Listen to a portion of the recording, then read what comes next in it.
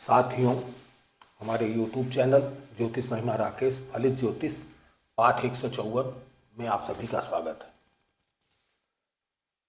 है। आप लोगों ने अभी तक जो है देखा है, एक नया चैप्टर हमने आज शुरू किया है, व्यापार और कारोबार समस्या समाधान के अंदर ही व्यापार तथा कारोबार की बात करेंगे, से एम्प्लॉयमेंट की बात करेंगे। यह सब्जेक्ट बहुत ही रोचक होने वाला है, बहुत रोचक होगा, क्योंकि प्रत्येक व्यक्ति यही चाहता है कि ये अपने संतान के लिए, अपने परिवार के लिए, सबके लिए जानता कि परिवार का सदस्य क्या करेगा, नौकरी करेगा, व्यापार करेगा, कैसे जीवन यापन करेगा, इस सभी के लिए आवश्यक होता है, सब जानना चाहते हैं। इसके लिए हम बहुत साधारण सूत्र बताएंगे, उन सूत्रों से आप समझेंगे। अब कुछ सिद्धांत देंगे और ये रोचक इसलिए होगा कि रोचक ये हर व्यक्ति आप एकदम क्लियर जान जाएंगे कि व्यक्ति जो है सर्विस में जाएगा या रोजगार करेगा, और रोजगार करेगा तो कैसा रोजगार करेगा, ये सब चीज़ें आपको आज यहाँ पता हो जाएगी। आप सब अपनी कुंडली से, और उसको जानने के लिए आप अपनी कुंडली का ही सहारा लेंगे, कुंडली से ही आप इस चीज़ को जानेंगे। अब इसमें सर्वप्रथम जो है एक नियम होगा, एक कुंडली होगी, कोई भी कुंडली, आप किसी कुंडली को ले लेते हैं तो हम एक कुंडली बना लेते हैं सबसे पहले, क्योंकि कुंडली से ही हम इसको समझेंगे। एक कुंडली का बना ली जाती है। और चूंकि आज हम व्यापार की बात कर रहे हैं तो व्यापार के लिए हम ऐसे व्यक्ति की कुंडली लें कि जो बड़ा व्यापारी हो, और वो देखें और उसी से आप क्लियर होंगे। ये पत्रिका कोई भी होगी, तो आज हम पत्रिका किसी की ले लेते हैं। तो ये 62 का जन्म है, 24, ये जो है 24/6/1962 का जन्म, 24/6/1962 का जन्म है। और समय जो है इनका 5:15 AM का समय है, और अहमदाबाद,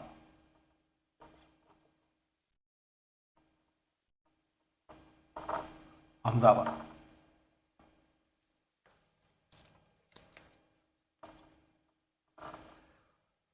जन्म स्थान की बात करें, जन्म स्थान अहमदाबाद गुजरात है।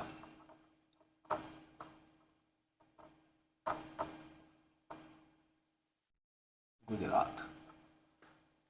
ऐसे व्यक्ति की कुंडली, एक कुंडली से, क्योंकि प्रश्न का जवाब देना होगा तो कुंडली से ही देना होगा। तो अब कुंडली बना लेते हैं। अब हम ये मिथुन राशि की कुंडली है, लग्न है 6, 7, 8, 9, 10, 11, 12, 1 और 2।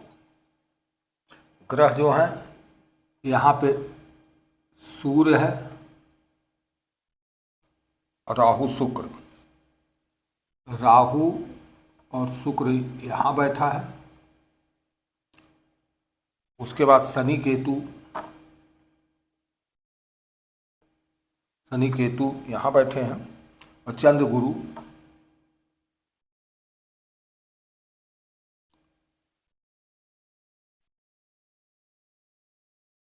मंगल यहाँ स्वराशिस्थ है, और बुध यहाँ बैठा है।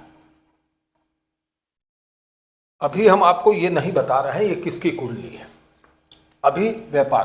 तो इसमें एक चीज आप ये देखिए, सबसे पहले इसमें हम 3 नियमों की चर्चा करेंगे। 3 नियम होंगे, 3 नियम की बात होगी, और 3 नियमों से ही हम ये जानेंगे कि कुंडली में क्या क्या योग बन रहे हैं, क्या नहीं बन रहे हैं, और ये बिजनेस व्यापार का योग है कि इनके पास सर्विस का योग है, क्या है, व्यापार कैसा करेंगे, सेल्फ एम्प्लॉयमेंट करेंगे या किसी बड़े व्यापारी होंगे। तो एक दे दिया है, ये आप देख सकते हैं।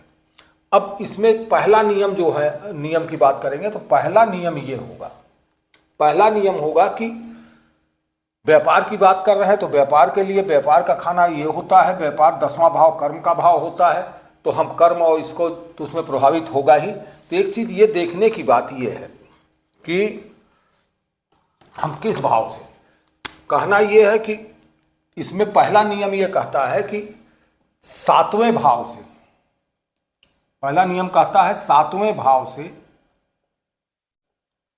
7वें भाव या 7th हाउस से, 7वें भाव से 12वें भाव तक,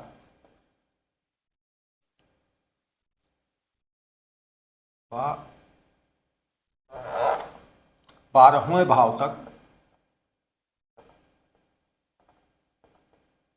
तक कितने ग्रहों की संख्या है। राशि की हम बातें नहीं कर रहे हैं, कितने ग्रहों की संख्या है, संख्या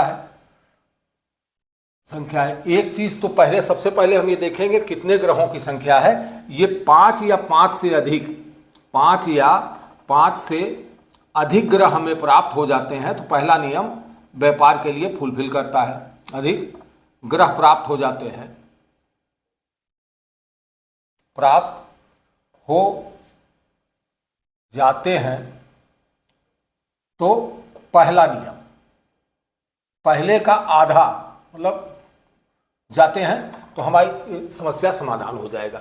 अब आप देखिए कि बात क्या कर रहा है, कहां से, 7वें भाव से लेके 12वें भाव तक। तो 7वां भाव ये हुआ, यहां से देख लीजिए 1 2 3 4 5 6 7, 7वां भाव ये हुआ, 8वां ये, 9वां ये, 10वां ये, 11वां ये, 12वां ये। अब आप 7वें भाव से, 7वें भाव से कहां तक हम देखेंगे, तो ये हम देखेंगे कहां से कहां तक, ये इस भाव को, इस भाव को, इस भाव को, इस भाव को लेते हुए इस भाव तक देखेंगे। तो यहां से यहां तक में हमारे पास कितने ग्रह प्राप्त हो रहे हैं। तो अब आप गिनती कर लें, 1 2 3 4 5 और 6, ऐसे करके चले आए तो 6।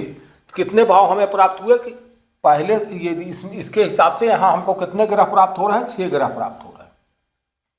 अब दूसरी शर्त क्या है, एक शर्त तो पूरी हो गई कि 6 ग्रह हमें प्राप्त हो रहे हैं, 5 से ज्यादा ग्रह प्राप्त हो रहे हैं तो आदमी व्यापार करेगा। अब दूसरी शर्त, इसी में एक शर्त और है, ये न प्राप्त हो रहे हो, मान लीजिए न प्राप्त हो तो आप ये देख लें कि 10वें भाव से, 10वें भाव से तीसरे भाव तक, तीसरे भाव तक कितने ग्रह प्राप्त हो रहे हैं। ये ग्रह 5 या 5 से ज्यादा है कि नहीं, 5 या 5 से ज्यादा है कि नहीं।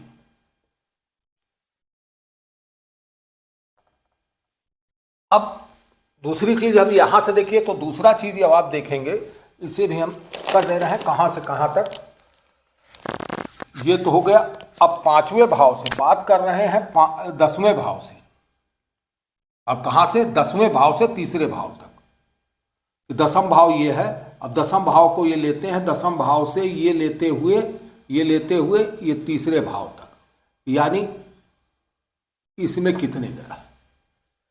अब 10वां भाव से तीसरे भाव तक की बात हो रही है, तो 10वां भाव से तीसरे भाव तक में भी देख लीजिए, तो 1 2 3 4 और 5 ग्रह। यहां भी हमें कितने ग्रह प्राप्त हो जा रहे हैं, यहां भी हमें 5 ग्रह प्राप्त हो जा रहे हैं। तो पहली शर्त तो हमारी पूरी हो गई, पहला नियम हमारा पूरा हो गया। पहले नियम में ये जो है कि 5 ग्रह से ज्यादा मिलने थे, 5 ग्रह से ज्यादा हमको यहां से यहां तक में भी मिल रहे हैं और इस भाव में भी 5 से ज्यादा ग्रह मिल रहे हैं। तो जब 5 से ज्यादा ग्रह मिल रहे हैं, तो 5 से ज्यादा ग्रह मिल रहा है, तो एक चीज हमको समझ में आई कि ये क्या हुआ कि हमारा जो है वो हो जाएगा कि ये जो क्या करेगा कि ये हमें पहुंचा देगा कहां तक, कि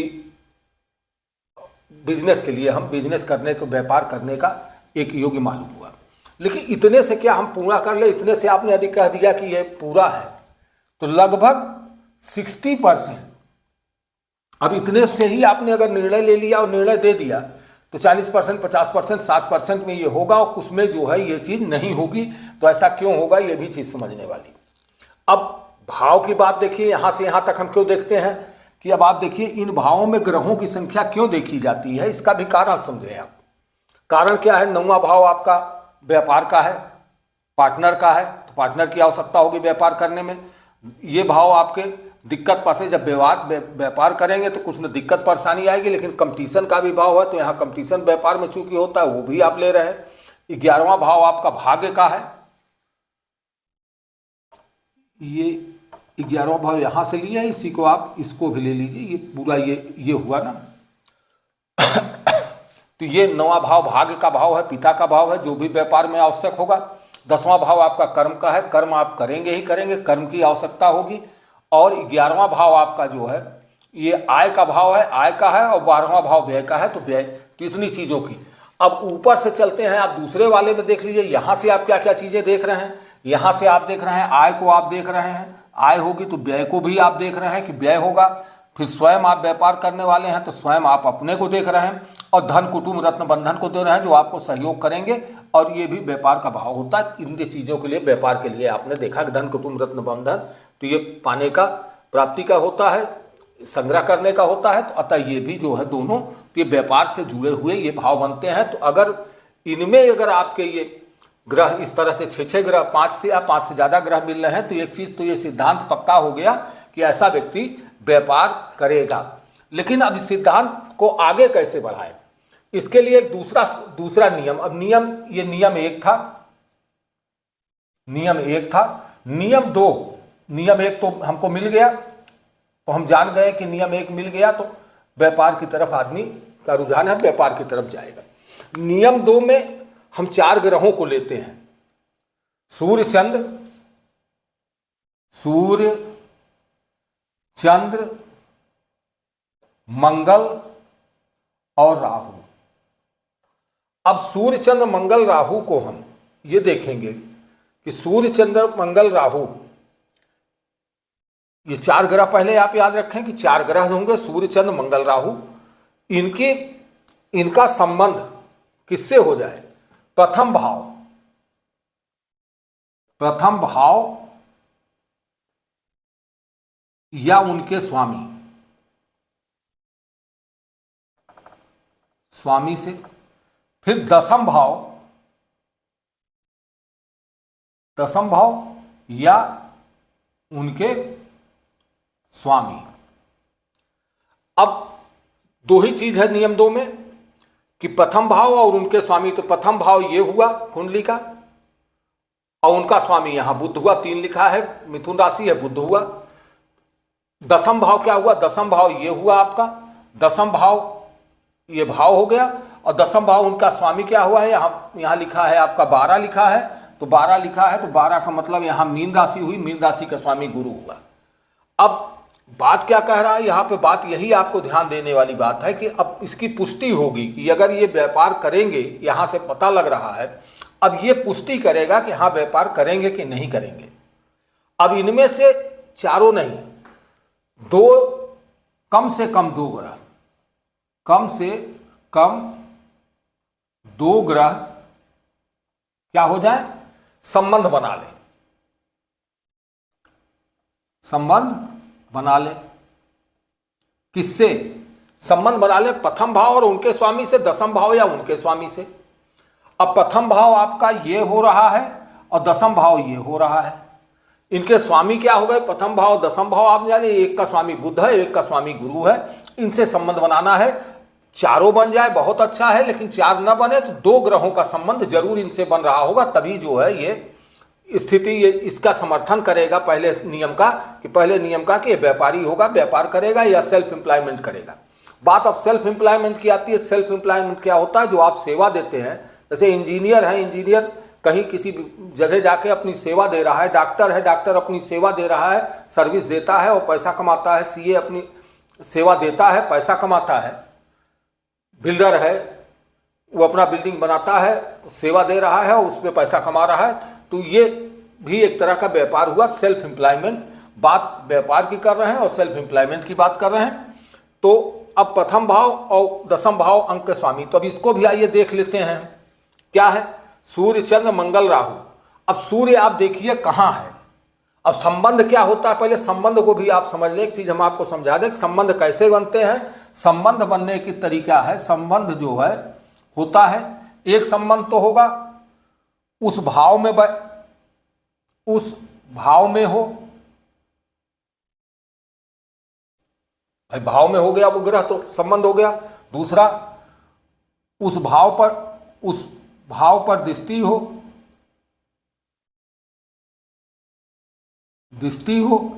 और तीसरा उस भाव में युति हो, युति हो।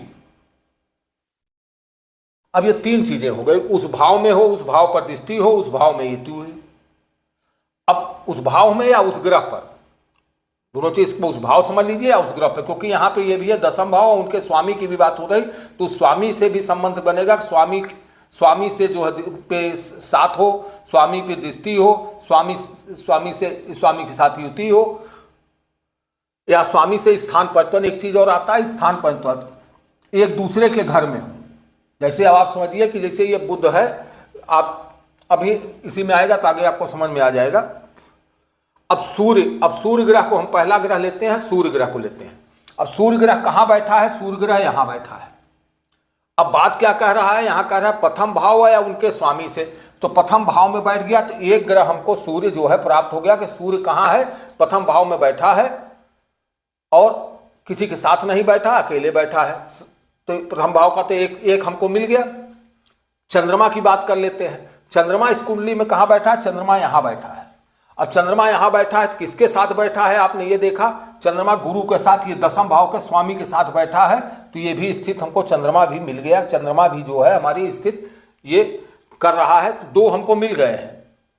बस दो ही हमको चाहिए था, दो ग्रह मिल जाते कि उनसे संबंध, तो दो ग्रह से संबंध हो गया। लेकिन हम तीसरे को भी देख लेते हैं, मंगल की स्थिति देखते हैं। मंगल यहाँ बैठा हुआ है और मंगल का क्या है? मंगल यहाँ बैठा किसी के साथ नहीं है, इनके स्वामी का कोई घर नहीं है, वो यहाँ एक है मेष मंगल अपने स्वराशित का बैठा है। उसके बाद मंगल की दृष्टि कहाँ पड़ रही? तो मंगल की दृष्टि पहली, दूसरी, तीसरी, चौथी दृष्टि से इसको देखेगा, सातवीं दृष्टि से इसको देखेगा, आठवीं दृष्टि इसको देखेगा। तो कहीं दृष्टि भी नहीं डाल रहा है, न सूर्य चंद्र मंगल राहु की बात हो रही थी, और ये जो है प्रथम भाव और दसम भाव के स्वामी के साथ, या प्रथम भाव तो गुरु और बुध से कोई संबंध उसका नहीं हो रहा है, तो ये खत्म हो गया। मंगल जो है हमको नहीं प्राप्त हुआ। अब राहु की बात कर लेते हैं। तो राहु क्या कर रहा है कि राहु कहीं बैठा है, तो राहु यहाँ बैठा है। अब राहु यहाँ बैठा है तो यहाँ से राहु क्या करेगा? राहु के संबंध राहु की इन दोनों ग्रहों के साथ, यानी बुध और बृहस्पति के साथ बैठा नहीं है, एक चीज तो खत्म हो गई। इनके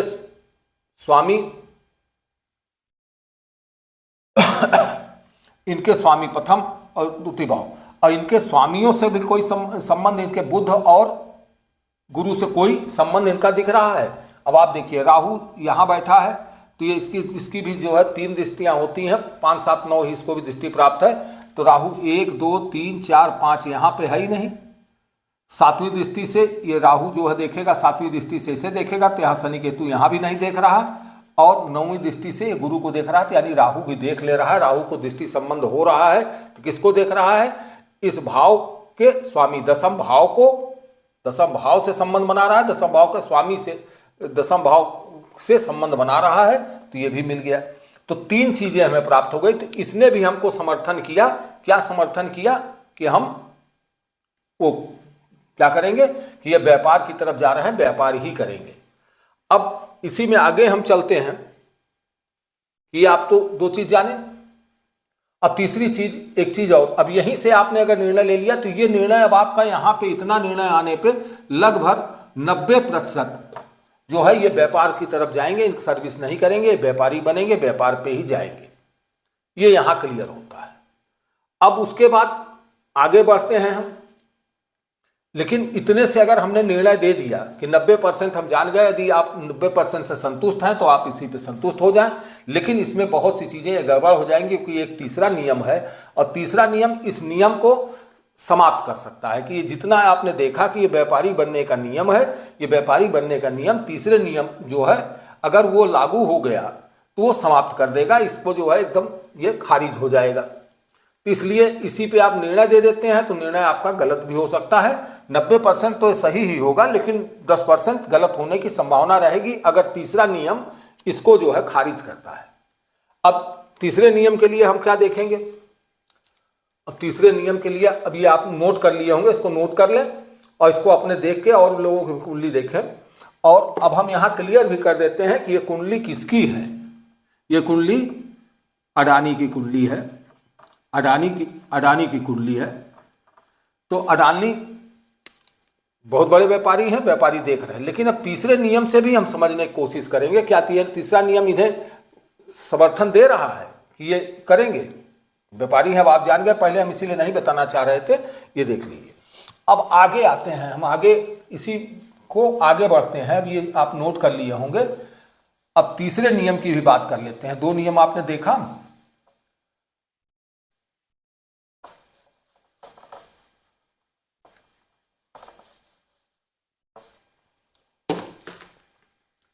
अब इसी चीज को, दूसरे नियम को एक जगह से और आप समर्थन ले सकते हैं कि जब समर्थन लेने की, जैसे दूसरा नियम आपने देखा, दूसरा नियम ये तो आपके पास कुंडली बनी थी, किसकी?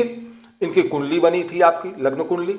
लग्न कुंडली के बाद इनकी कुंडली जो है, एक कुंडली और बनेगी, वो कुंडली बनेगी नवमांस कुंडली भी। अब आप देख लें,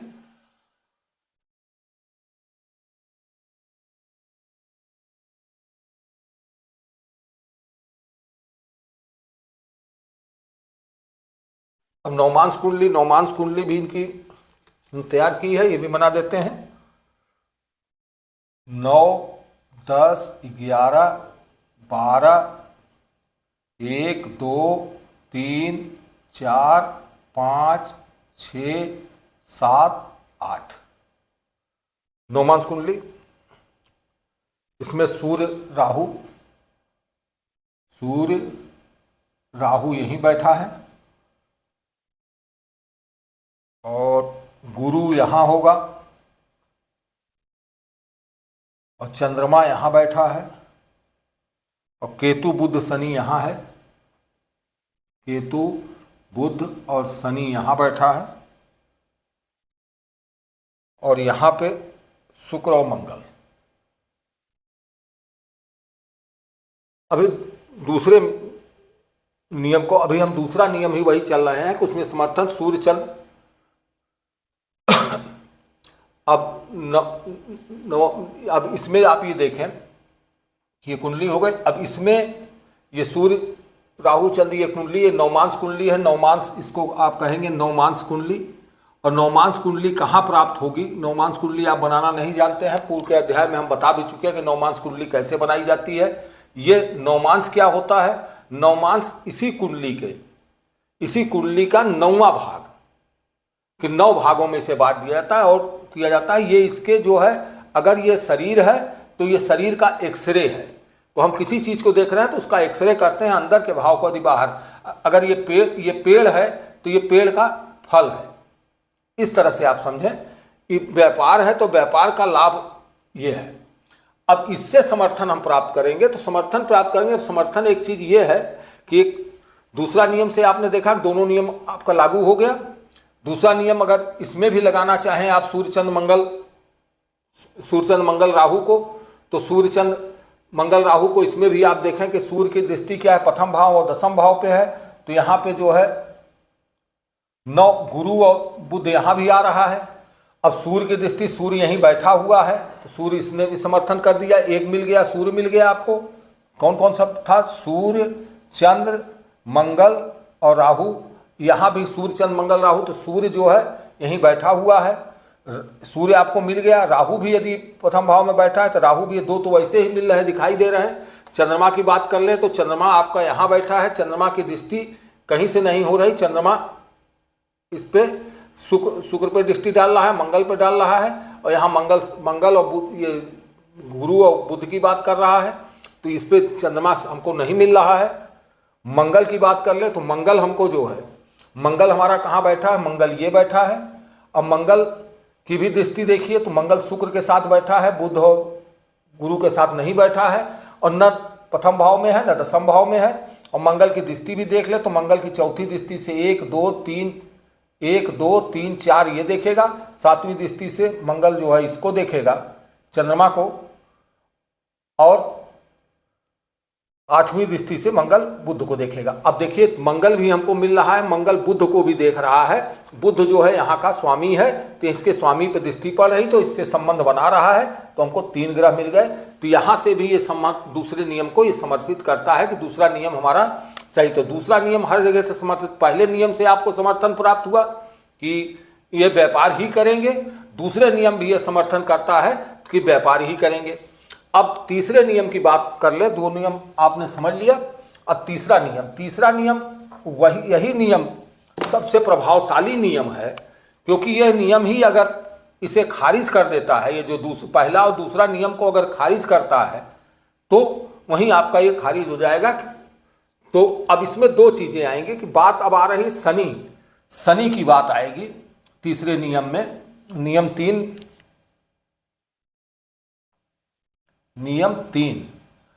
तीन शनि की बात करता है। शनि कौन है? शनि हमको जो है नौकरी दे सकता है,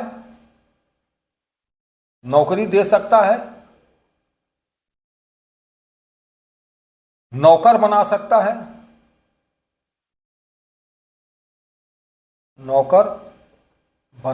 है,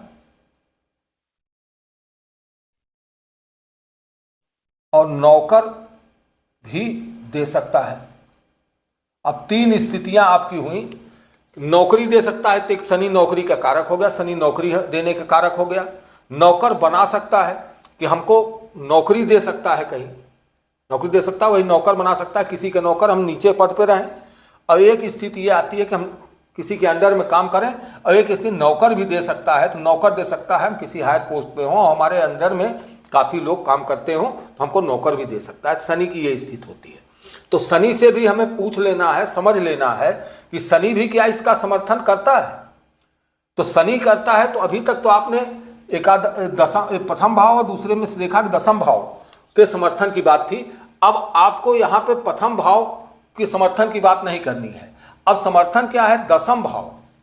अब दो ग्रह होते हैं इसमें, दो ग्रह, सूर्य और चंद्रमा। केवल सूर्य चंद्रमा से, कहां से? शनि का संबंध सूर्य और चंद्रमा से, दूसरा इसका किससे संबंध हो? नियम 3 में दशम भाव या दशम भाव के स्वामी से।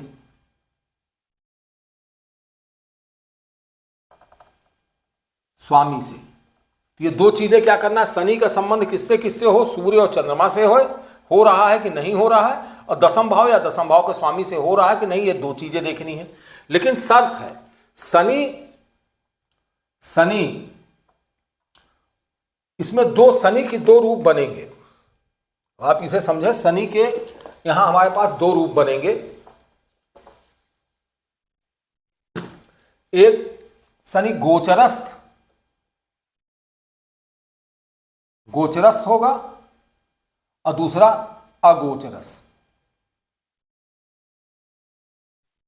अगोचरस्थ। तो शनि गोचरस्थ है या अगोचरस्थ? तो इसको कैसे पता लगेगा? तो शनि उच्च में हो, उच्च का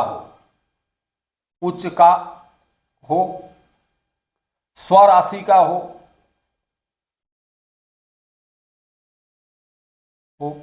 6, 8,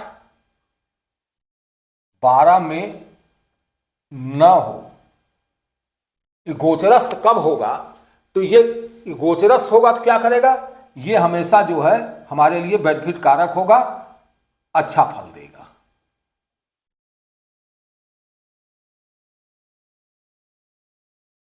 ये बेनिफिट देगा किसके लिए? बिजनेस के लिए बेनिफिट देगा। अगोचरस्थ क्या होगा? नीच राशि में हो,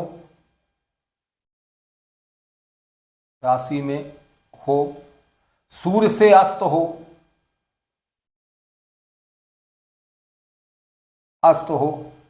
6, 8, 12 में हो। ठीक उसी का उल्टा 6, 8, 12 में हो। अब यहां आपने दो चीज जानी कि तीसरे नियम में क्या है, हमको शनि को देखना है। शनि की स्थिति क्या देखनी है? गोचरस्थ है कि अगोचरस्थ है? गोचरस्थ में ये देखना है उच्च का हो, स्वराशि का हो, या कहीं बैठा हो 6 लेकिन हो, या 6, 8, 12 में ना बैठा हो, तो वो गोचरस्थ हो जाएगा। अगोचरस्थ क्या होगा? नीच राशि में हो, या सूर्य से अस्त है, या 6, 8, 12 में बैठा है, तो ये वो हो जाएगा। इसमें कुछ शर्तें भी लगती हैं कि अगर शर्त ये होती है कि अगर नीच भंग राजयोग बन रहा हो, जो पूर्व में बताया जा चुका है, नीच भंग राजयोग कि जहाँ पे वो नीच का होता है, अगर ये अगोचरस्थ है, शनि नीच का है, तो अब इसी कुंडली में आप समझे कि इस कुंडली में शनि जो है नीच कहाँ बैठा है, शनि यहाँ बैठा है, यहाँ स्वराशि का बैठा है।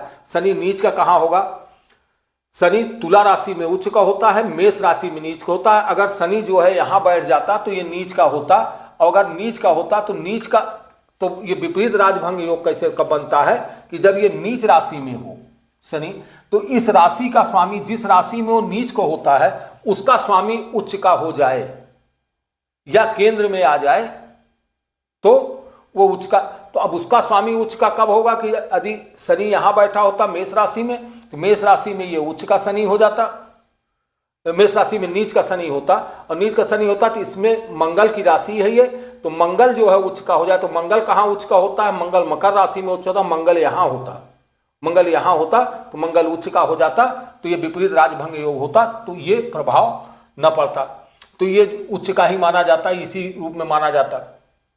अब यहां पे आपने देखा कि अब इससे भी आप समर्थन करा लीजिए कि शनि जो है, शनि क्या समर्थन कर रहा है, ये इस शर्तों को पालन कर रहा है, क्योंकि यही खारिज करेगा शनि गोचरस्थ है कि नहीं। अब इस कुंडली में आप देख रहे हैं तो इस कुंडली में शनि क्या है, शनि कहां बैठ गया, 6, 8, 12 में बैठ गया। देखिए उच्च का है नहीं, स्वराशिस तो है, उच्च का नहीं है, और 6, 8, 12 में न हो, लेकिन ये 6, 8, 12 में हो गया, तो ये किस में आ गया, शनि अगोचरस्थ आ गया। तो इस कुंडली में समर्थन शनि नहीं कर रहा है।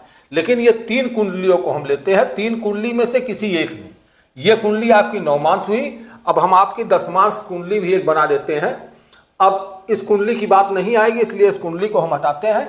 आपको दशमांश कुंडली कि शनि यहां नहीं, अब यहां पे देखिए आप नवमांश कुंडली में पहले देख लीजिए, उसके बाद हम उस कुंडली को भी दिखाते हैं नवमांश कुंडली समर्थन कर रही कि नहीं। नवमांश कुंडली क्या कहती है कि नवमांश कुंडली में शनि क्या कह रहा है कि पहले देख लीजिए कि गोचरस्थ है या अगोचरस्थ है। गोचरस्थ शनि क्या होगा, गोचरस्थ शनि होगा कि 6 उच्च का हो, स्वयं की राशि में हो, 6, 8, 12 में न हो। फिर कह रहा कि उच्च हो या स्वराशि का हो, और ये नहीं है 6, 8, 12 में न हो। तो यहाँ 6ठा, 8वां और 12वां भाव है, इसमें शनि नहीं है, शनि बीच में बैठा है। फिर कह रहा है कि शनि की अब आगे की शर्त आप पूरी करता है, तो नवमांश कुंडली क्या कर रहा है, उसका समर्थन कर रहा है कि नहीं। नवमांश कुंडली कह रहा है कि शनि सूर्य और चंद्रमा दशम भाव या दशम भाव के स्वामी से संबंध बना रहा हो। तो अब ये सूर्य और चंद्रमा, एक तो शनि ने क्या बनाया, सूर्य से बना दिया, संबंध बना दिया, सूर्य से संबंध हो गया। चंद्रमा से इसका कोई संबंध नहीं होगा। एक चीज तो मिल गई कि हमको सूर्य चंद्रमा बना दिया कि शनि का शर्त हमको यहां मिल गई। फिर कह रहा है कि शनि क्या है, दूसरा क्या है, सूर्य और चंद्रमा से संबंध नहीं बन रहा, सूर्य से संबंध तो ये तो पूरा कर दिया। उसके बाद ये पूरा करे चाहे ये पूरा करे, तो पूरा तो हो गया। लेकिन हम और आगे भी देख लेते हैं कि दशम भाव और दशम भाव के स्वामी संबंध। तो दशम भाव क्या है, दशम भाव ये है, दशम भाव का स्वामी कौन है, बुध है, बुध से संबंध बना रहा है, तो ये पूरी शर्तें पूरी कर रहा है। तो इसने समर्थन कर दिया, नवमांश कुंडली ने समर्थन किया किस चीज का, कि ये व्यापारी ही होंगे, ये नहीं होंगे। एक चीज और आपको समझा देना, तभी एक चीज और रह गई है कि नवमांश कुंडली के बाद हम दशमांश कुंडली में भी ये समर्थन देखेंगे, क्या ये समर्थन दे रहा है, क्योंकि हमको इसका समर्थन जो है दोनों कुंडलियों में पाना है कि नवमांश और दशमांश क्या समर्थन कर रहे हैं कि नहीं कर रहे हैं। तो यहां पे जो है शनि ने क्या किया, एक कुंडली में, तो दोनों कुंडली में से किसी एक में समर्थन कर रहे हैं, तो हमारा काम बन गया कि ये व्यापारी होंगे, ये चीज क्लियर हो गई। लेकिन फिर भी हम दशमांश कुंडली को भी देखें, काम तो यही हो गया कि ये जो है कौन होंगे, व्यापारी होंगे, बड़े व्यापारी होंगे, क्योंकि ये भी मिल रहा है, ये भी मिल रहा है। और आपने देखा कि वो सूर्य चंद्र मंगल राहु भी जो है सपोर्ट कर रहे थे पूरी तरह से, फिर नवमांश कुंडली भी सपोर्ट कर रही है पूरी तरह से। अब एक चीज और जान ले, अगोचरस्थ होगा तो अगोचरस्थ का क्या परिणाम होगा, अगोचरस्थ क्यों लिखा गया, अगर अगोचरस्थ होगा, अगर यही शनि 6ठे, 8वें, 12वें में होगी नवमांश कुंडली और दशमांश कुंडली में, तो निश्चित उस व्यक्ति को वो सरकारी नौकरी की तरफ ले जाएगा। तो ये सारे जो ये चीज बने थे, अगर यही पोजीशन यहां इस कुंडली में आती तो होता क्या कि ये व्यापार न करके ये नौकरी कर रहे होते और नौकर होते। अब दशमांश कुंडली को भी हम देख लेते हैं, इस कुंडली को हटा के हम दशमांश कुंडली भी बना देते हैं इन्हीं की।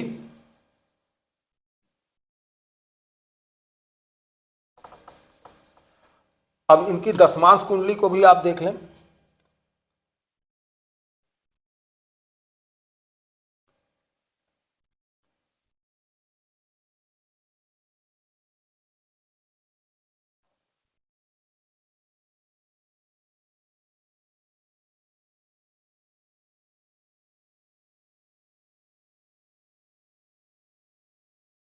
दशमांश कुंडली इनकी है 5, 6, 7, 8, 9, 10, 11, 12, 1, 2, 3, 4 ये है। और ग्रह कहाँ कहाँ बैठे? शनि, केतु यहाँ बैठे हैं, मंगल यहाँ बैठे हैं, चंद्रमा यहाँ हैं, और गुरु और शुक्र यहाँ हो जाएंगे, और राहु सूर्य और गुरु यहाँ हो जाएंगे। अब ये कौन सी कुंडली है? दशमांश कुंडली। दशमांश कुंडली से हम क्या देखते हैं? दशमांश कुंडली से कर्म को ही देखते हैं, तो कर्म को भी अब यहीं से निर्धारित करेंगे। अब यहाँ क्या कह रहा है? उच्च का हो, स्वराशिस्थ हो गया शनि। 6, 8, 12 में न हो तो 6, 8वां 12वां में नहीं है शनि। शनि कहाँ है? शनि 7वें भाव में है, तो यानी गोचरस्थ हो गया। भाई नीच राशि का न हो, सूर्य से अस्त न हो, सूर्य भी पास में नहीं है, इसलिए अस्त होने का भी सवाल नहीं उठता, तो ये गोचरस्थ हुआ। अब गोचरस्थ है, अब इस पे क्या है? 2 ही शर्त थी कि सूर्य और चंद्रमा से इनका संबंध हो, और दसम भाव या दसम भाव के स्वामी से संबंध हो। तो सूर्य और चंद्रमा संबंध, सूर्य से संबंध तो हो गया कि शनि जो है स्वराशिस का है, और स्वराशिस होकर शनि कहाँ दृष्टि दे रहा है? शनि की 7वीं दृष्टि यहाँ पड़ रही है, यहाँ पे सूर्य बैठा हुआ है, तो ये चीज तो हो गई। चंद्रमा से संबंध, चंद्रमा कहाँ है? तो चंद्रमा यहाँ बैठा है, चंद्रमा से इसका कोई संबंध, चंद्रमा से संबंध कोई नहीं हो रहा है। लेकिन ये कह रहा है दसम भाव और भाव के स्वामी से संबंध। तो चंद्रमा भी एक तरह से मिल ही जा रहा है, क्योंकि यहाँ का स्वामी शुक्र है, और शुक्र की राशि में ही चंद्रमा बैठा है, लेकिन शनि का इससे संबंध नहीं हो रहा है, लेकिन ये उसकी राशि में बैठा है। अब शनि का क्या है कि दसम भाव या दसम भाव के स्वामी से संबंध। तो दसम भाव कौन है? दसम भाव ये है, और दसम भाव का स्वामी शुक्र है। अब क्या शुक्र से इसका संबंध बन रहा है? अब शुक्र जो है, शुक्र यहाँ बैठा है। अब यहाँ पे शनि जो है, शनि की तीसरी दृष्टि, 3 दृष्टि होती है, तो तीसरी दृष्टि से 1, 2, 3 इसको देखेगा। शनि की यहाँ से 7वीं दृष्टि होगी, तो 7वीं दृष्टि से इसको देखेगा, तो यहाँ गुरु, सूर्य और राहु हैं, तो यहाँ पे भी संबंध नहीं बन रहा। शनि की जो है 10वीं दृष्टि से 7, 8, 9, 10वीं दृष्टि से 8 को देखेगा, तो ये शनि नहीं बना रहा है। शनि क्या बना रहा है? सूर्य से बना रहा है। तो एक चीज यहाँ थोड़ा समर्थन यहाँ से भी प्राप्त हो रहा है। तो कुल मिला के ये दिखाई दिया कि ये जो है कुंडली किसकी है? व्यापार करने की है, और ये व्यापार में ही जाएंगे। अब ये आपने तीनों नियम को समझा, इसको अप्लाई कीजिए, विभिन्न कुंडलियों में देखिए, अगर ये सारे शर्तें पूरी होती हैं तो निश्चित ही तौर पर वो व्यापारी होगा। और वहीं से आपको ये भी क्लियर हो जाता है कि अगर अगोचर है और ये आपको समर्थन नहीं करता, तीसरा सूत्र समर्थन नहीं करता, तो ऐसा व्यक्ति अगोचरस्थ नुकसान नहीं करेगा। अगोचरस्थ जो होगा वो आपको ले जाएगा कहाँ? आपको नौकरी की ओर ले जाएगा। अब नौकरी में अच्छी नौकरी, खराब नौकरी का सवाल जो है, अगर कोई राजयोग बनता है, राजयोग कैसे बनेगा? राजयोग जब आप लोग को पहले पढ़ चुके हैं कि केंद्र और त्रिकोण का मालिक अगर शनि हो, केंद्र और त्रिकोण, तो केंद्र जैसे केंद्र ये चारों भाव वो है, और ये है, तो इसका मालिक जो है शनि हो, शनि इन दोनों का मालिक हो तो राजयोग कारक हो जाएगा। या विपरीत राजभंग, अभी हमने बताया जो विपरीत राजभंग हो रहा हो तो वो जो है योग कारक हो जाएगा। तो योग कारक होने पे ये पोजीशन हो जाएगी। तो आज आपने ये समझा कि हम कैसे आसानी से जान सकते हैं कि व्यक्ति क्या होगा, व्यापार की ओर जाएगा, व्यापार करेगा। ये व्यापार समझने का हमने प्रयास किया, व्यापार आपको समझाने का। अब इसमें फिर योग भी बनते हैं। ये तो हमने एक साधारण तरीका बताया कि आप नंगी आंखों से किसी की कुंडली देख के ये क्लियर कर दें कि थोड़े से सिद्धांतों को, तीनों सिद्धांतों को। अब ये नवमांश कुंडली कहाँ मिलेगी, दशमांश कुंडली कहाँ मिलेगी, ये जब आप कुंडली चार्ट पे जाते हैं, किसी सॉफ्टवेयर में जाएंगे तो उसमें आप नवमांश कुंडली, जहाँ तक ज़्यादातर कुंडलियों के साथ साथ नवमांश कुंडली भी बनी होती है, नवमांश कुंडली आप पा जाएंगे। दशमांश कुंडली आप चले जाएंगे, उसी में चार्ट में जाएंगे तो चार्ट में आपको जो है दशमांश कुंडली भी सॉफ्टवेयर के माध्यम से आपको मिल जाएगी। इन तीनों चीज़ों को अगर आप मिला लेते हैं, मिलाने के बाद अगर पहले लग्न कुंडली को, इनको पहले और दूसरे नियम को तीसरा नियम समर्थन करता है तो आप सीधे सीधे कह देंगे कि ये व्यापार करेगा। और अगर समर्थन नहीं करता है तो व्यक्ति नौकरी की ओर जाएगा, निश्चित ही नौकरी करेगा। तो आज आपने व्यापार और नौकरी को समझा। अब कल से हम इसी को, अभी व्यापार और कारोबार को ख़त्म नहीं करेंगे, फिर कुछ योग भी होते हैं जो साधारण नियम, जो हमारे ज्योतिष शास्त्र में योगों को दिया गया है, तो योगों का वर्णन करेंगे, योगों पे भी कुछ चर्चाएं करेंगे, उसके बाद हम आगे बढ़ेंगे। आज के लिए इतना ही, धन्यवाद, सभी को नमस्ते।